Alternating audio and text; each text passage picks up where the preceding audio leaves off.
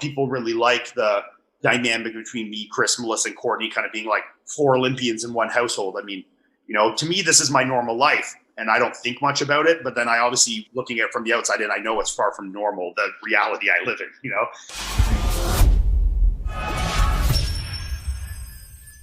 And speaking of Instagram, popularity, YouTube, and so on, I mean, you had that video where you posted you benched like 500, you're at 19 years old, and then you kind of didn't post. You posted a few videos, and then more recently, you've gotten back into that. I've, of course, seen you on podcasts and so on, but you never really kind of bit the YouTube bandwagon, and I think you should have. You're very outspoken. You have a good personality. I think people will gravitate towards your videos. So what made you start again now, and what took you so long? I mean, I don't have a good answer to that, to be honest. I mean, fear, laziness, I don't really know, to be honest. It was, I felt like it was a large commitment to continue to put out content that maybe I wasn't quite ready for. I had that like fear in the back of my mind of like, what if I'm not interesting or if people don't like it? And I think as I started to get more into my own in terms of my Instagram, personality and really being authentic to myself. And I think when people really start to gravitate towards that and the person that I really am, like you said, through Fouad's podcast or through my Instagram, then it gave me a little more confidence to be like, okay, I think people really, really would like and would want this content, especially in the last, maybe a year to 10 months. I've been a lot more active posting training stuff on my Instagram, just small clips of, training. And I think I got a huge response to people wanting to see more and more of that. And also when people get to know you on a little bit more personal level, they want to see more of your life. They want to see what you eat. They want to see day in the life. People really like the dynamic between me, Chris, Melissa, and Courtney kind of being like 4 Olympians in one household. I mean, to me, this is my normal life and I don't think much about it. But then I obviously looking at it from the outside and I know it's far from normal, the reality I live in, So I think it was just really a confidence building thing. Once I felt a little more comfortable and I think also being on the podcast more actively and also being on Chris's channel here and there, maybe feel a little more comfortable behind the camera. I mean, you know how it is when you start off and you kind of feel a little awkward and, your transitions aren't good. And you kind of, it just feels a little weird. So as I got a little more camera comfortable, then I was like, okay, I think I can do this if no one else was there. If it was just me and a camera, and there's people in the gym looking at me holding a camera in my face, I'm not going to feel weird about it, which I don't think I had the confidence to do 2 years ago. So I think it was really just a confidence building thing. And, obviously since I posted, the last week and a bit, 3 YouTube videos, the support has been ridiculously good. So, obviously that gives you more confidence and, then it also, you can get some feedback to people, what kind of content they want to see. And then you can kind of roll with that and, keep going. It's, also being in a household, with someone like Chris, who is very driven with his social media. And I'm down in Florida right now where Revive and Ron, all these guys are. I'm putting out content guys like Nick and, I have camera guys at my disposal all the time. Has been very motivating, like seeing these things that guys are doing. I'm like, okay, I think I can do this and I think I can do it better, So that's been a big thing for me as well. That's a great answer. In particular, I like you saying it's fear. It's certainly not laziness. I mean, you're interviewing with me right now. You're training. You're doing everything you need to do. You're certainly not lazy, but fear, the lack of confidence to do it. You're like, what if I make this video and I only get 1,000 views? Or what if I look wrong? Or I'm at the gym and I'm recording myself and people start laughing. And my advice and what I've always says is stop giving a shit about what people think. So when I made my videos, I didn't have editing or I just had my phone and I'm putting it up and I'm just talking. I'm like, I'll probably say something stupid and people are going to judge me. Of course, no one's going to agree with everything I say, but you just have to stop giving a shit about what people say. So if I give advice to anyone out there, don't care about what other people are going to say because people are going to judge you. And for you yourself, Ian, like when you get more and more follows, you're going to get better and better. Then I call them mosquitoes. They're going to come out. The haters. You only look like that because of drugs or this or that. And you're going to get haters. So just don't give a shit about them and do the best work that you can do. Yeah, I think, unrelated to YouTube, but also that taught me a lot, in terms of kind of, keeping away the mosquitoes was the New York Pro I did last year. That was the first big, confrontation with kind of animosity I'd had around something that was supposed to be positive in my life, So, you talk about putting up a video that could be positive information that you think you did a good job with, or you hope you did a good job and you just want people to like, just like me winning the New York Pro.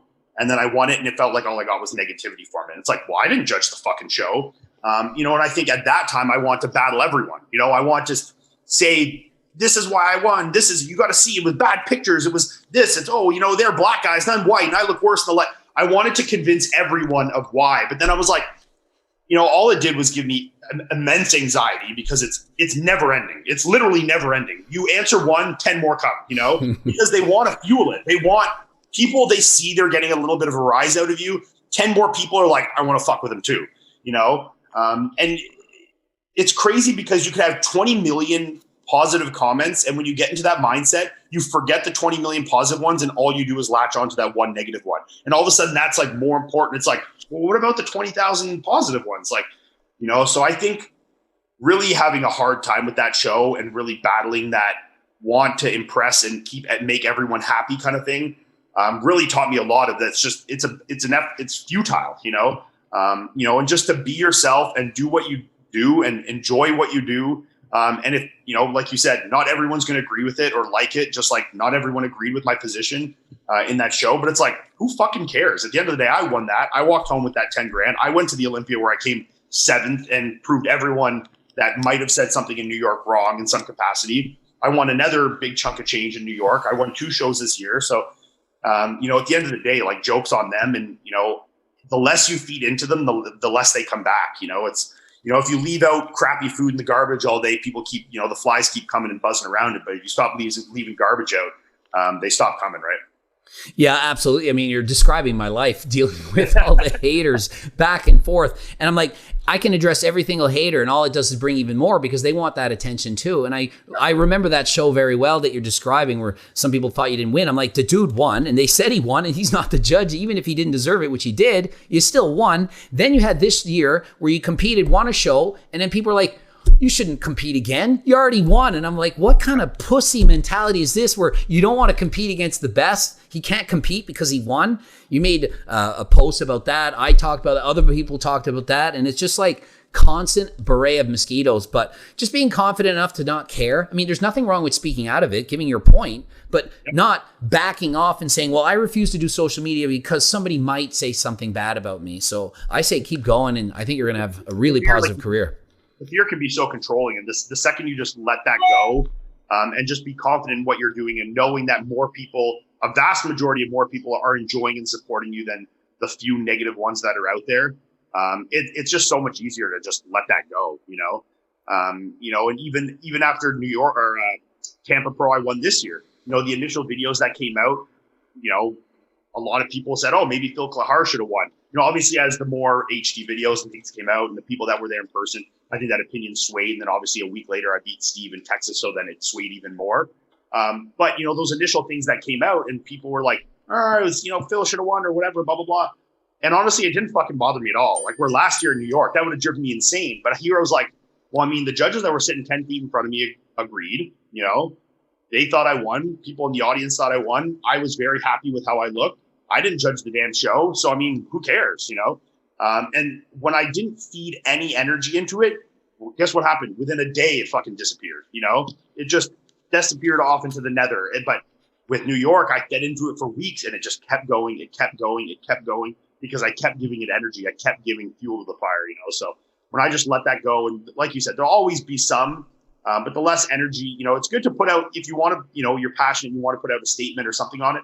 But the more you just pick onto these little tiny things, it just goes forever. And it's so draining, I totally agree. I think it's smart to address it once, make your point so that you're not like backing out. You're giving your honest opinion and then you let it go. And people are so quick to just change their minds a day, 2, 3 days. No one's thinking about that. They're thinking about the next drama that's going on in the world. So, just forget about it. No big deal. No, agreed. So aside from your coaching, is there anything you wanted to promote or that you see yourself doing in the coming years? I mean, you're going to get more into YouTube. Is there something you want to tell everyone? Like, what do we have in store for you? What are your goals, aspirations? Yeah, I mean, obviously outside of my competitive career, I mean, with the Arnold, the Olympia coming up, obviously those are in the forefront of my mind. I really would like to win an Arnold Classic. I'd like to get in that first call in Olympia. I think these are things that are reality for me that I'd obviously like to achieve.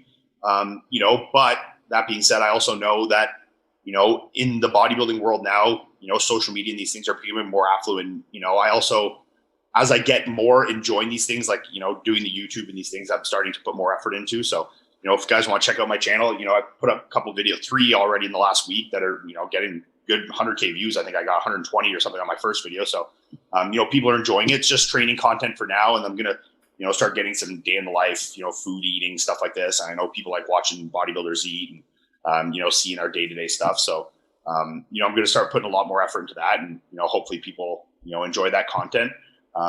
But yeah, I mean, that's really the biggest thing, getting into the YouTube, continuing to, obviously put as much emphasis into my bodybuilding career. Cause, for me, that is where it comes all down from, if I'm not a good bodybuilder, people don't want to watch my training as much. So, I think that's really where I'm putting the most emphasis, and then trying to obviously document that process and show people the inside of, how the bodybuilders are training, how we're eating and stuff like that, right? I think that's where it's key for you, is to do this YouTube. I mean, you have your Instagram, a lot of followers there, a lot will come over to YouTube. And if you're speaking honestly and openly, people want someone that they know, that they like, that they can follow to learn from. And you could be that person. So I think you absolutely should continue with these videos, and I think you're going to be successful. Thank you. No, and I just like to show, I think people, there's so many like bodybuilders training out there, trying to do fluffy stuff to get views and doing these, ridiculous, silly exercises because they think they're different. And someone will, think it'll be like the new fancy exercise, doing some kind of one-legged squat, holding a kettlebell over their head, or, whatever it is. And, I just want to show people that at the end of the day, like, hard work and intensity and, these things, and, putting maximal effort into your training is really what it comes down to, and I think when people watch my videos, that's what they're going to see. They're going to not see any fancy, fluffy exercises. They're going to see just me training as hard as I possibly can. And because of that, I'm progressing at a rate, I think as well as any bodybuilder in the world. So, I think that's really just what I want to show people, is that, consistency, execution, effort, all these things is really, what makes the difference. When you're all talking genetics, even in everyone, let's say, the guys that are doing things consistently and train the hardest are the guys that are progressing the most, right? Excellent. Well put. I do think people will resonate more with somebody who's honest and not giving you the bullshit, trying to, capitalize on fancy dancy exercises that don't actually make sense. They want to see, what are you really doing in the gym? What are you really eating? Whatever it is. And that's what they're going to like.